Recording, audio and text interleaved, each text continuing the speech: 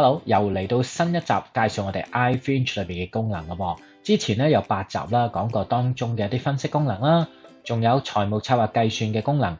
另外今日咧會介紹一啲其他嘅工具喎。首先為大家介紹嘅咧就係當中嘅樓按計算機啊。咁呢個樓按計算機咧，同之前嗰個自置物業投資嘅一個計算咧係有唔同嘅喎。嗱，當然啦，兩者之間嘅最大分別咧，一個係用投資嘅角度去分析啦。今日所介紹嘅樓按計數機咧，係用一個自用嘅角度咧去望樓按呢樣嘢啦。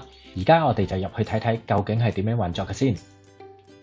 入到去之後咧，大家就會見到啦，有啲資料咧係需要輸入翻嘅喎。譬如話而家嘅樓價啦，我而家買入價咧當係650萬啦，按揭嘅比率咧係70%，利率咧我當係3.5厘啦。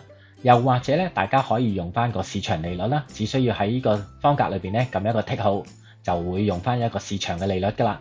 另外啦，按揭年期係幾耐啦？譬如我當係30年。而至於嗰個利息嘅變化咧，因為利息有機會加有機會減噶嘛，我就當係用翻1.5厘先啦。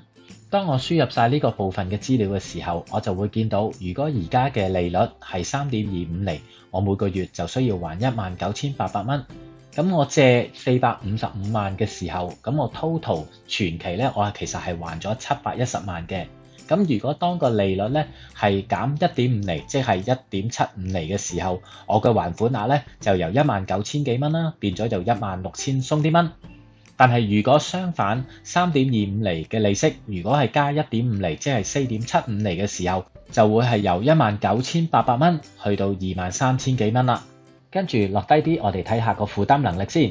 嗱，呢度咧就睇到啦，你個負擔能力如果係 keep 住喺19,800蚊，但係減息1.5厘嘅話，你只需要咧係供23.3年就 OK 噶啦。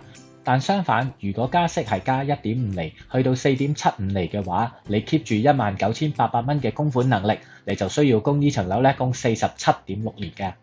喺呢個功能頁低啲嘅地方咧，其實係可以自己咧做一個壓力測試嘅喎。咁而家我哋又輸入一啲資訊先，譬如話你而家嘅家庭收入咧係6萬蚊，物業嘅價值係650萬。咁我自己就會計到啦。當喺現行嘅利率裏邊咧，同埋加息嘅情況之下，究竟我能唔能夠通過呢個壓力測試嘅？喺呢個例子裏邊咧，大家都睇到啦。其實喺現行嘅利率咧，同埋喺加息1.5厘嘅情況之下咧，其實佢都係過到呢個壓力測試嘅噃。至於如果我想知道供咗幾年之後咧，究竟我還咗幾多本金啦，當中嘅利息有幾多啦，同埋樓按剩翻幾多個餘額，我可以點做咧？我哋可以咧透過下面少少嘅功能，我哋入翻啦。譬如話我係還咗60個月，即係5年啦，跟住咧我就 keep 住個利息變化係1.5厘嘅話，我就會見到啦。我供咗嘅本金咧係48萬幾啦，而至於我還咗嘅利息咧喺呢60個月裏邊，我係還咗70萬嘅。而另外一方面啦，樓按餘額咧係剩翻400萬鬆少少啦。用呢個例子去睇，供咗60期之後，如果個利息咧係增加1.5厘嘅話，每月個供款咧就會變咗係23,166蚊。